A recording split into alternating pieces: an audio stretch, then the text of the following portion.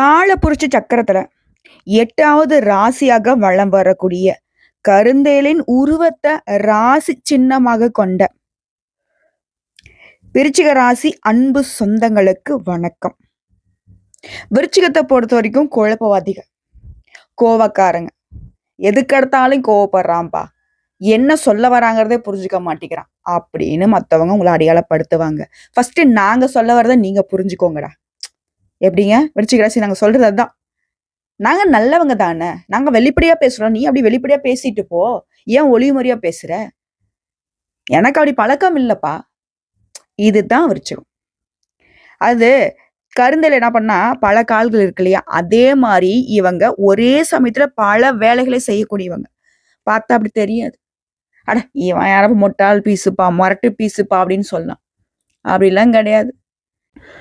பார்க்க கோமாளிகளாவும் பார்க்க எதுவுமே தெரியாத மாதிரி இருப்பாங்க. ஆனா ஒரே சமயங்கள்ல பல வேலைகளை செய்யக்கூடியவங்க. எதுவுமே அவன் கவனிக்கலப்பா, அவன்லாம் என்னப்பா அப்படின்னு யோசிப்பீங்க.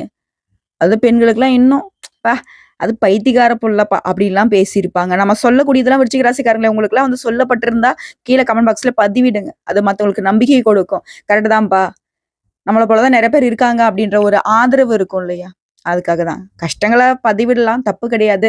எல்லாரும் கஷ்ட காலத்தை கடந்து வர்றதுக்கான பதிவாக தான் இது இருக்கும். நிச்சயமா உயிரிண்டு போன வாழ்க்கைக்கு இது ஒரு வெளிச்சத்தை கொடுக்குங்க. அந்த நம்பிக்கையோட தான் அந்த பதிவை நான் ஆரம்பிக்கிறேன். இதுல விருச்சிக ராசியை பொறுத்த வரைக்கும் மனசுல இருக்கிற குமுறல் என்னன்னா, நான் யாருக்கு என்ன தீங்கு செய்தேன், நமக்கு மட்டும் ஏன் இப்படிலாம் நடக்கிறது, இது யார்கிட்ட கேட்கறது? விருச்சிக ராசி யோசிக்கிறது, என்னை படைச்சத பிரம்ம மட்ட கையில கிடைச்சான், அவனை அப்படின்னு தெய்வங்களுக்கே சவால் விடக்கூடியவங்க, தெய்வங்களையே மிரட்டி பார்க்கக்கூடியவங்க யாருன்னாக்கா அந்த விருச்சிக ராசிக்காரர்ல சொல்லலாம். ஏம்மா அவ்வளோ அசாத்திய துணிச்சல் எப்படி இவங்களுக்கு வருது அப்படின்னு கேட்டீங்கன்னா, செவ்வாய் இவங்களுக்கு அதிபதி. ரொம்ப வலிமையான கிரகங்க. எல்லாரும் நினைக்கிறது என்ன, நவகிரகங்களே சனி பகவான் தான் ரொம்ப பயங்கரமான ஆளு அப்படின்னு. சைலண்டா பயங்கரமான ஆளு இவங்க, செவ்வாய் பகவான். ஸோ அவர் அதிபதியை கொண்டவங்க இவங்க. அதுக்கு மேல இந்த தேல் எங்க இருக்கும், இண்டிடுக்குலாம் இருக்கும், அந்த மாதிரி மறைந்திருக்கக்கூடியவங்க. தேவைப்பட்டா பட்டுன்னு போட்டுன்னு போட்டு போயிடுவாங்க. புரியுதுங்களா? அதே போல இந்த தேல் என்ன பண்ணும்னா, தன்னுடைய குஞ்சு பொறிக்கக்கூடிய அந்த விஷயத்த வயிறு வெடிச்சுதான் அந்த குஞ்சு பொறிக்கிற ப்ராசஸே இருக்கு. ஸோ அது போல தியாக உள்ளம் படைத்தவர்கள்.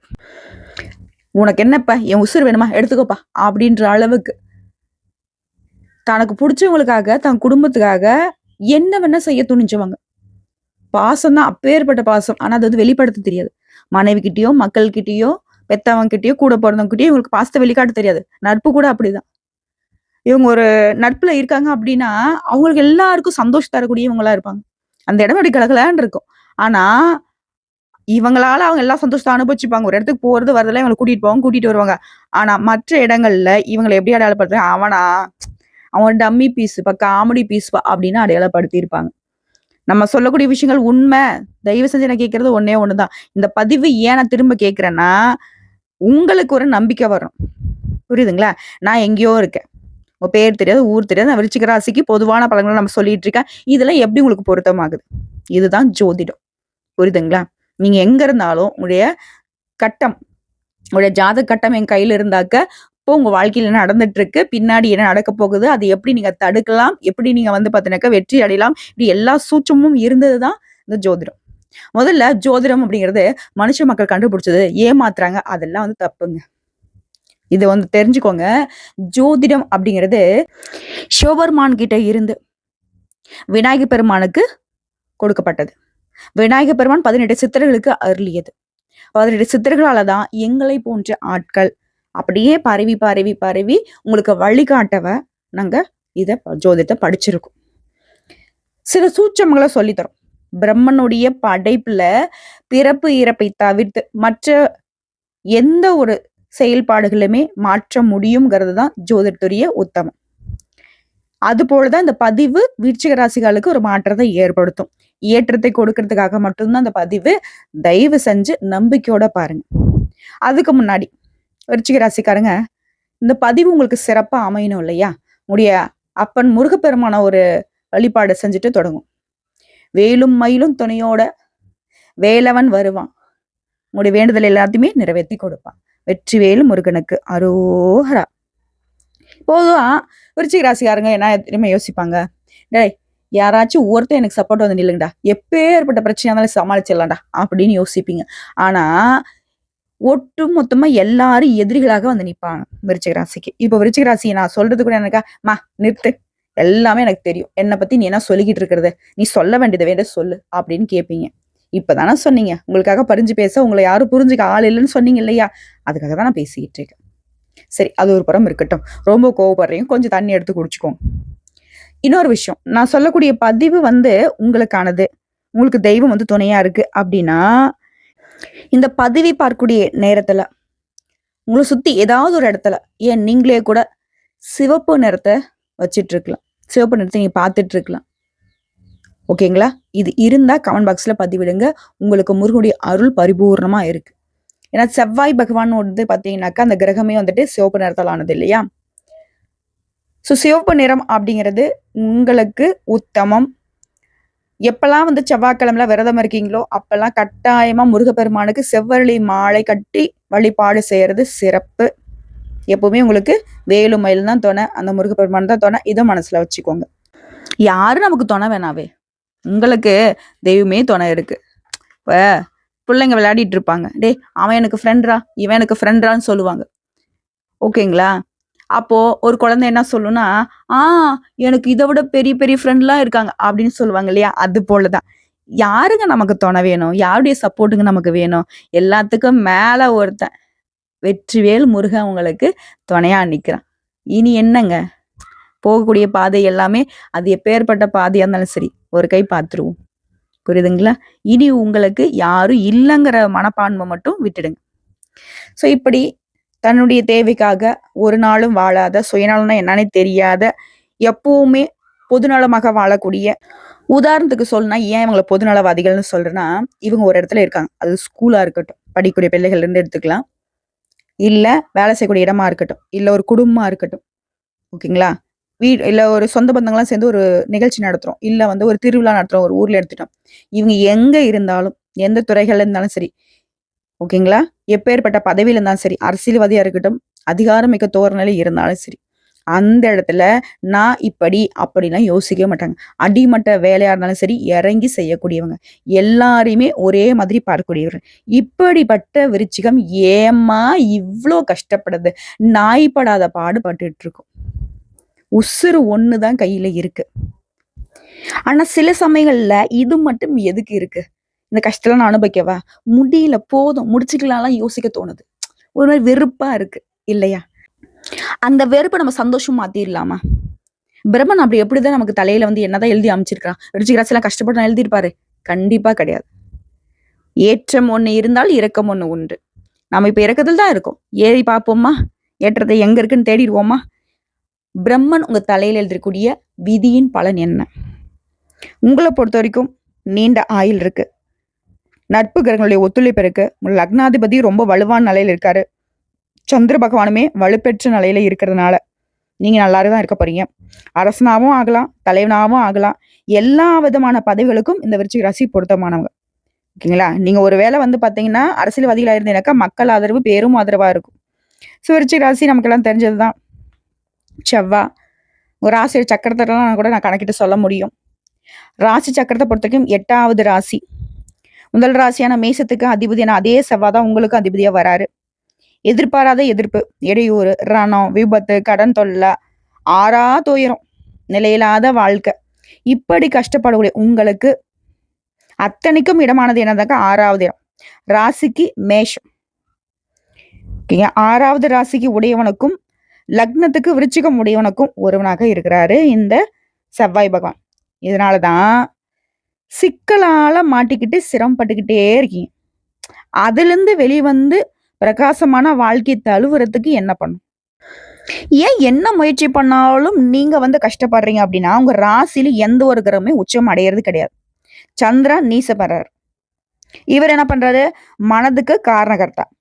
கடகத்துக்கு அதிபதியா தென்படக்கூடியவர். இவர் வந்து ஜாதகத்துல அமைப்புக்கு ஏத்த மாதிரி அதிர்ஷ்ட பலன்களை தரக்கூடியவர். என்னதான் அதிர்ஷ்டங்களை சந்தித்தாலும் அதை முழுமையா அனுபவிக்க முடியாத நிலையுமே சேர்ந்துகிட்டு வரும். குடத்துல வச்ச விளக்கு மாதிரி தான். உன்னுடைய பெருமையெல்லாம் வெளியே வரவே வராது. விருச்சிக ராசி பல நாள் யோசிச்சிருப்பீங்களே, ஏன்டா டேய் எவ்வளோ பெரிய வேலை நான் செஞ்சிருக்கிறேன். ஆனா ஒண்ணு வெளிய வர மாட்டேங்குது. நீங்கலாம் இப்படி தும்முனா கூட ஏன்டா இப்படி விளம்பரப்படுத்திட்டு சுத்திட்டு இருக்கீங்க? இப்படிலாம் நீங்க பேசியிருப்பீங்க. அப்புறம் இன்னொன்னு சொல்லிக்கிறாங்க. "அம்மா ஜோதிடர் மாரி பேசும்மா. நீ என்னம்மா பக்கத்து வீட்டு பொண்ணு மாரி பேசிக்கிட்டு இருக்க?" அப்படின்னா, இது சாதாரண மக்களுக்கும் புரியணுங்க. ஜோதிடம்ங்கிறது உங்களுடைய வாழ்க்கைக்கான சூட்சுமங்கள நாங்க உங்களுடைய பாஷையிலே சொல்லி தர்றோங்க. தெரிஞ்சுக்கோங்க, புரிஞ்சுக்கோங்க. புடிச்சிருந்தா ஒரு லைக்க பண்ணிடுங்க. புடிக்கலையா, உங்க வீட்டு பொண்ணா நெனச்சு மன்னிச்சுக்கோங்க. இல்லம்மா, நீ மாத்தி கொஞ்சம் அப்படியே ஒரு மாதிரி புக்ல இருக்கிற மாரி படிக்கிற மாதிரி பேசு. அது உங்கள் விருப்பமாக இருந்தால் அதையும் செய்யப்படும். சரிங்களா? சரிங்க. விளையாட்டு வேண்டாம். உங்க ராசிய பொறுத்தவரைக்கும் விருச்சிக ராசிக்காரங்களா, உங்களுக்கு சூரியனும், குருவும் நட்பு வீடு. புதன், சுக்கிரன், சனி இவங்க 3 பேரும் சத்ரு வீடு.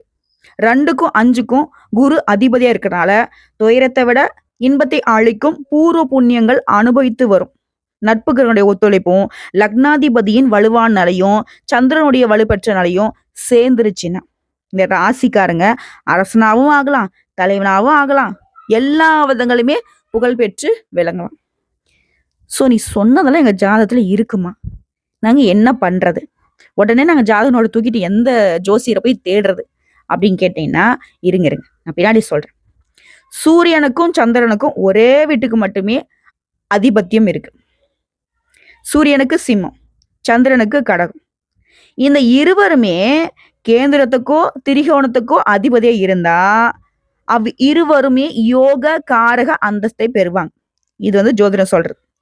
விருச்சிகத்துக்கும் இந்த இருவரும் யோகார அந்தஸ்தை பெறுவதனால உங்களுடைய தசாபுக்தி காலத்துல நல்ல பலன்களை கொடுப்பாங்க. அதற்கான சிறப்பு இருக்கு. உங்க ராசியுடைய சின்னம் தேள்.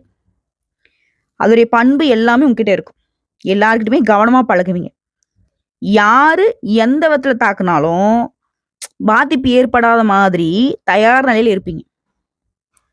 அப்படி இல்லைன்னா கூட இனிமேல் நீங்க தயாரா இருக்கணும். யாரையும் நம்பக்கூடாது. அது வந்து உங்களுடைய பிறவி குணம். விருச்சிகம் ஒருத்தரை நம்புச்சு அப்படின்னா உங்க வாழ்க்கை கெட்டுச்சுன்னு எழுதி வச்சுக்கோங்க. நான் வேணா எழுதி கொடுக்குறேன். இது நாள் வரைக்கும் நீ நம்பினவங்க, அது யாரா வேணா இருக்கட்டுங்க, பெத்தவங்க வரைக்கும் நான் சொல்றேன், உங்களுக்கு உங்களுடைய நம்பிக்கைக்கு உரியவர்களா இருக்காங்களா? இல்ல இனியும் இருக்க மாட்டாங்க. அதை நீங்க எதிர்பார்க்காதீங்க. எப்பேற்பட்ட ஆளா இருக்கட்டும், எத்தனை வருஷம் வேணா நம்ம கூட இருக்கட்டும், நீங்க அவங்களுக்கு ஒரு வேலையை ஒப்படைச்சாலும் கூட நின்று நீங்க வந்து அந்த என்ன சூப்பர்வைசிங் பண்ணுவாங்க இல்லையா, அதை நீங்க பண்ணிதான் ஆகணும். அதே போல உங்களை ஒருத்தவங்க அடிச்சாங்கனாக்க திருப்பி தாக்கக்கூடிய குணம் இருக்கு. ஆனா சில காலங்களா நீங்க அதையும் தவிர்த்துட்டீங்க. அதனால நீங்க யாருங்கிற அளவுக்கு உங்களுக்கு சந்தேகம் வர ஆரம்பிச்சிருச்சு. ஏன்னா அது நான் இப்படி இல்லவே இல்லையே, இப்படிலாம் நடக்குது, நம்ம என்ன பண்றது? இந்த வடிவேலு ஒரு படத்துல கேட்பாரு இல்லையா, என்னப்பா ஜோசியம் பாரு, என்ன சொல்லுது, துபாய்க்கே போலாமா இல்ல இங்கேயே இருந்துடலாமா அப்படின்ற மாதிரி, கோபப்படலாமா வேணாவா, நம்ம பேசலாமா வேணாவா, இப்படி நிறைய குழப்பங்களுக்கு ஆளாகி தவிச்சுக்கிட்டு இருக்கீங்க. ஒரு தெளிவு வேணும் இல்லையா? அதை பார்த்துருவோம். பொதுவாக விருச்சிக ராசிக்காருக்கு எதிரி உருவாகிறது பிடிக்கவே பிடிக்காது. உங்களுடைய வளர்ச்சி வந்து ஆனா ஆரம்பத்திலே தடுக்குன்னு நிறைய பேர் வந்து முயற்சி பண்ணுவாங்க. ஆனா விருச்சிக ராசியை பொறுத்த வரைக்கும் ஸ்திர ராசி, நிலையான எண்ணம் கொண்டவங்க, நிலையான செயல்பாடு கொண்டவங்க. ஸ்திரத்தன்மை அப்படின்னா நிலை அப்படின்னு அர்த்தம். பளிச்சிடக்கூடியவங்க. எண்ணமும் செயலும் தூய்மையா இருந்தா எவனாலுங்க தடுக்க முடியும்? அந்த ஆண்டவனே இறங்கி வந்தாலையும் ஒதுங்கிதான் நிக்கணும் இல்லையா? அப்படி அதோட சோம்பல்லாம் இவங்களுக்கு என்னன்னே தெரியாது. சோம்பரிகளை பார்த்தாவே இவங்களுக்கு பிடிக்கவே பிடிக்காது. என்ன வேணா இருக்கட்டும், எப்பேற்பட்ட கஷ்டகாலம் இருக்கட்டும், அட ஒருத்தன் வந்து 10 கோடி ரூபாய் பணத்தை கொடுத்து நீங்க வச்சுக்கோப்பான்னு சொன்னாலும் சரி வாங்க மாட்டாங்க. யாரையும் ஏமாற்ற தெரியாதவர்கள், தடைகளை தாண்டி அப்படி நிக்கக்கூடியவங்க. இடையூறுகள் வந்துச்சுன்னா அதை பார்த்தெல்லாம் பயப்பட மாட்டாங்க. எதிர்த்து நின்று செயல்பட்டு வெற்றி அடையக்கூடியவங்க. ஏன்னா வெற்றி வேலனுடைய அருள் இருக்கு இல்லையா? அதே மாதிரி மத்தவனுடைய மனசுல என்ன இருக்குங்கிறத நொடி பொழுதுல கண்டுபிடிக்கும் திறமை கொண்டவங்க. நான் முன்னாடியே சொன்னேன், பார்த்தா தெரியாது, பார்க்க ஏமாளிகள் மாதிரி கோமாளிகள் மாதிரியும் தெரிவாங்க. ஆனா இவங்க ஒரே சமயத்துல பல வேலைகளை செய்வாங்க. உன் மனசுல என்ன நினைக்கிறன்ற அளவுக்கு அக்யூரேட்டா கண்டுபிடிக்கக்கூடியவங்க. இருந்தாலும் என்னவோ ஏன் விருச்சிகம் கஷ்டப்படுது? தெரிஞ்ச விட்டு கொடுக்கறது தான். அவன் நம்மளை ஏமாத்துறான்னு தெரியுது, விட்டு கொடுப்போம். சொந்த பந்தங்கள் ஏமாத்துறாங்க, விட்டு கொடுப்போம். இப்படிதான் இவனுடைய தனித்திறமைன்றது அது வரப்பிரசாதமா கடவுள் கொடுத்தது தான். ஆனா இவங்க பயன்படுத்தாது இவங்களுக்கு அது வரப்பிரசாதமா இல்லாம அதுவே வந்து பார்த்தீங்கன்னாக்கா இவங்களுக்கு இழப்புகளா போயிட்டு இருக்கு. ரொம்ப சாமர்த்தியசாலிங்க, ரகசியம் காக்கக்கூடியவங்க, தேவையான நேரத்துல மட்டும்தான் சில ரகசியங்களை வெளிப்படுத்துவீங்க. அதாவது தலை போகுது, ஒரு ஆபத்து. இப்ப நம்ம இந்த விஷயத்த சொல்லிதான் ஆகணும் அப்படின்னாக்கா, அதை சொல்லவும் தயங்க மாட்டீங்க. அதே மாரி எவ்வளவு துன்பம் வந்தாலும் சரி, அத பார்த்து அதான் துன்பத்துக்கு துன்பம் கொடுக்கக்கூடியவங்க இந்த விருச்சிக ராசிக்காரர்ல சொல்லலாம். இப்படி நெறைய ஒரு மாதிரி வித்தியாசமான குணநலங்கள். மத்தவங்க கிட்ட இல்லாத விஷயமே இதுதாங்க. அதாவது ஒருத்தங்களுக்கு கஷ்டம் வருதுன்னு வச்சுக்கோங்களேன், உடனே வந்து சுருண்டு விழுந்துருவாங்க. இல்லையா? ஏதாச்சும் ஒண்ணு வந்து பார்த்தீனாக்கா, அத விட்டு விலகி நிப்பாங்க. அப்படிலாம் கிடையாது. கஷ்டமா இருக்கா? செஞ்சு தான் ஆகணும் அப்படிங்கிற மாரி திரும்ப திரும்ப செய்யக்கூடியவங்க. பதுங்கி பின்னாடி பாயக்கூடிய புலி மாதிரி செயல்படக்கூடிய இந்த ராசிக்காரங்க. பூமிக்காரங்கனா செவ்வாய் அதிபதியா இருக்கனால, சிறிய அளவிலாவது உங்க பெயர்ல வந்து சொத்து இருக்கும். ஏன்னா இவர் வந்து நான் பூமிக்கு சொந்தக்காரங்க. ஒருத்தங்கிட்ட வந்து நிலபலம் இருக்குனாக்கா, அதுக்கு வந்து காரணகர்த்தா செவ்வா. செவ்வா அதிபதிய வச்சுட்டு நமக்கு சொத்து இல்லன்னா என்ன பண்றது? அதேபோல ராசிக்கு ரண, ருண, சத்ருஸ்தானமான 6ஆம் இடத்துக்கு அதிபதியும் செவ்வாயே இருக்கிறதுனால, பலருக்கு ரத்த அழுத்தம் இருக்கும், முடி கொட்டும், இந்த பிரச்சனைலாம் இருக்கும். உங்கள பொறுத்தவரைக்கும் உங்களுடைய பேச்சு உங்களுக்கு எதிரி. நான் முன்னாடி சொன்னேன். என்ன பேசினாலும் தப்பா நினைச்சுக்கிறாங்க அப்படின்ட்டு. நம்ம ஒண்ணு சொல்ல அங்க ஒரு மாதிரி போறோம். அதனால பேச்சுக்கள்ல கவனம் தேவை. இதோட 2ஆம் இடம் அப்படிங்கிறது தன, வாக்கு, குடும்பஸ்தானத்துக்கு அதிபதி குரு வரார். வாழ்க்கையுடைய பிற்பகுதியில பணவரவு, சேமிப்பு இதெல்லாம் இருக்கும். உங்களுடைய வாழ்க்கை துணையை பத்தி சொல்லணும்னா 7ஆம் இடத்துக்கு அதிபதி சுக்கிரன் அப்படிங்கிறதுனால உங்க வாழ்க்கை துணைவர் ஏதாவது ஒரு வகையில பிரபலமா இருப்பாங்க. கலைகள்ல ரொம்ப ஆர்வமா இருப்பாங்க. உங்ககிட்ட வந்து மிகுந்த அன்போட இருப்பாங்க. ஒரு நண்பர் மாதிரி பழகுவாங்க. எங்க போனாலும், எங்க வந்தாலும், எந்த ஒரு கஷ்டம் இருந்தாலும் உங்களுக்கு துணை நிப்பாங்க. அதே போல சயனஸ்தானம். இது வந்து 12ஆம் இடம். சுக்கிரனே அதிபதியா இருக்கனால, இந்த ராசிக்காரங்க 4 நாள் வேலை செஞ்சா 2 நாள் எனக்கு ரெஸ்ட் வேணும்ப்பா. அப்படின்னு கேட்கக்கூடியவங்க. அதாவது 4 நாள் வேலை செஞ்சா 2 நாள் சுகமா இருக்கணும்னு விரும்புவாங்க. அடிக்கடி வெளியில போறதுக்கு விருப்பப்படுவீங்க. பயணங்களை விரும்புவது விருச்சிக ராசி. அதற்காகவே பணத்தையும் சேமிச்சு வைப்பாங்க. விருச்சிக ராசிக்கு அதிபதி செவ்வாய் அப்படிங்கிறதுனால ஞானியர்களையும் மகான்களையும் தரிசித்து வணங்குவது சிறப்பான பலன்களை பெற்றுக் கொடுக்கும். அதே போல சனி பகவான், புதன் பகவான் இவங்களுடைய நிலையால சுகபோக வாழ்க்கை வந்தாலும் அது வந்து நிலைக்காத மாதிரி சிந்தனையே வந்து அதான் உங்களுக்கு நீங்களே எதிரியாக மாறுவீங்க. காடுகளிலும் மலைகளிலும் சுற்றி திரியக்கூடிய சித்தர்கள் அப்படின்னா உங்களுக்கு கொல்ல பிரியம் ஏற்படும். ஸோ இதனாலவே நீங்க அடிக்கடி வந்து பார்த்தீங்கன்னாக்கா பழனி மலை போறதுக்கான வாய்ப்புகள் அமைஞ்சிருக்கும். இது இல்லைன்னு உங்களால மறுக்க முடியாது. உங்களுக்கு முருகப்பெருமானா ரொம்ப பிடிக்கும். அதே போல சிவனையும் ரொம்ப பிடிக்கும். இல்லையா? உங்கள பொறுத்தவரைக்கும் இப்ப சொன்னது என்ன? நீங்க யாரு? உங்களுக்கு எந்தெந்த கிரகங்கள் சாதகமா இருக்கு? நீங்க வந்து பார்த்தீங்கன்னாக்க, இவங்க கூட பழகக்கூடாது, அவங்க கூட பழகக்கூடாது. அப்படிப்பட்ட ஒரு பதிவு இது கிடையாது. நீங்க யாருங்கிறத புரிஞ்சுக்கிட்ட ஒரு பதிவு. இதோட உடைய கிரகங்களுடைய அமைப்பு வந்து பார்த்தீங்கன்னாக்க, பெரும்பாலும் பாதிப்பை ஏற்படுத்தல. உடைய அதிபதியும் சரி, புதனும் சரி, சனி பகவானும் சரி. ஏன்னா புதன் பகவானை பொறுத்தவரைக்கும் புத்திக்கு அதிபதி, சனி பகவானை பொறுத்தவரைக்கும் தொழில்காரகன், தொழில் அப்படின்னாக்கா அதுல இருந்து பணம் வந்துரும். சுக்கிரன் அப்படின்னாலையும் அது வந்து ஏகபோக வாழ்க்கை, சுகபோக வாழ்க்கைக்கு உரியவர். அவரும் உங்களுக்கு சாதகமா தான் நிக்கிறாரு. 2ஆம் இடம் தனம், வாழ்க்கை எல்லாமே வந்துருது. ஸோ அதுவுமே சிறப்பா தான் இருக்கு. ஸோ விருச்சிக ராசிகளுக்கு வாழ்க்கை அமைப்புங்கிறது சிறப்பா தான் இருக்கு. எந்த இடத்துல நீங்க தடுமாறுறீங்க அப்படின்னாக்கா பேச்சுக்கள்ல, உடைய செயல்பாடுகள்ல, எல்லாரையும் ஈஸியா நம்புறது, திறமையை பயன்படுத்தாம போறது, வாய்ப்பை பயன்படுத்தாம போறது, இன்னைக்கு இல்ல நாளைக்கு பார்த்துக்கலாம் அப்படின்னு சொல்லிட்டு உங்க வாய்ப்புகளை நீங்க தட்டி கழிக்கூடிய இடங்கள்ல நீங்க தோல்வியை தழுவுறீங்க. இதுதான் வந்து உத்தமமான விஷயம். அது கொஞ்சம் பார்த்துக்கோங்க. உங்களை பொறுத்தவரைக்கும் அதிர்ஷ்டம் தரக்கூடிய நிறம் மஞ்சள், சிவப்பு நிறைய பயன்படுத்துங்க. கூட வச்சுக்கோங்க. அதிர்ஷ்டம் தரக்கூடிய பூக்கள் தாழம்பூ, செவ்வரளி. இதோட அதிர்ஷ்டம் தரக்கூடிய தேதிகள்னு பார்த்தோம்னாக்கா 4, 7, 9, 13, 22 இந்த தேதிகள்ல உங்களுக்கு அதிர்ஷ்டத்தை கொடுக்கும். அதே போல இந்த தேதிகள்ல நீங்க எடுக்கக்கூடிய காரியங்கள் எல்லாமே வெற்றிக்கு வழிவகுக்கும். ஏதாவது ஒரு நல்ல காரியங்கள் செய்யலாக்க இந்த நாட்கள்ல நீங்க வந்து செய்யலாங்க. அது வந்து நிச்சயமா வெற்றி கொடுக்கணும்னு முடிவு பண்ணிக்கலாம். அதே போல அதிர்ஷ்டம் தரக்கூடிய எண்கள் 3, 9 இது சாதகமான பலன்களை கொடுக்கும். அதிர்ஷ்டம் தரக்கூடிய திசை கிழக்கு, வடகிழக்கு இந்த திசைகள் உங்களுக்கு யோகமானது. அதிர்ஷ்டம் தரக்கூடிய ரத்தினம் பவளம், கனக புஷ்பராகம் இது வந்து நீங்க பயன்படுத்தலாம். அதிர்ஷ்டம் தரக்கூடிய கிழமைகள் வியாழன், செவ்வாய் இந்த கிழமைகள்ல நீங்க மேற்கொள்ளக்கூடிய காரியங்கள் வெற்றியில முடியும். தொழிலை பொறுத்த வரைக்கும் மரம் சார்ந்த தொழில், மண் சார்ந்த தொழில், ஆவண தயாரிப்பு, நகை வியாபாரம் இது சார்ந்த தொழில்கள் எல்லாமே உங்களுக்கு முன்னேற்றத்தை கொடுக்கும். சொந்த வீடு எப்ப அமையும் அப்படின்னு பாத்தீங்கன்னா, உங்களுக்கு மாடி வீடு அமையக்கூடிய யோகம் இருக்கு. சொந்த வீடுங்கிறது பார்த்தீங்கன்னாக்கா நல்ல டவுன்ல அமையும். ஓகேங்களா? சில சிரமங்களை தாண்டி தான் நீங்க பெரும்பாலும் வீடு கட்டுற மாதிரி இருக்கும். 47 வயதுக்கு மேலாம் சொந்த வீடு அமைக்கக்கூடிய யோகம் இருக்கு. அதுக்கு முன்னாடி அமையுது அப்படின்னாக்கா கொஞ்சம் சிரமங்கள் நீங்க பார்த்திருப்பீங்க. குறிப்பா சொந்த வீட்டை வந்து மனைவியுடைய பெயர்ல வாங்குறது ரொம்ப நல்லது. இவங்க ஏற்கனவே வந்து நான் சொல்லியிருக்கேன், நீங்க வழிபாடு செய்ய வேண்டிய தெய்வம் முருகன் சொல்லிட்டு. குறிப்பா திருச்செந்தூர் முருகன். சரிங்களா? உங்களுடைய வழிபாட்டுக்கு சிறப்பை சேர்க்கூடியவர்.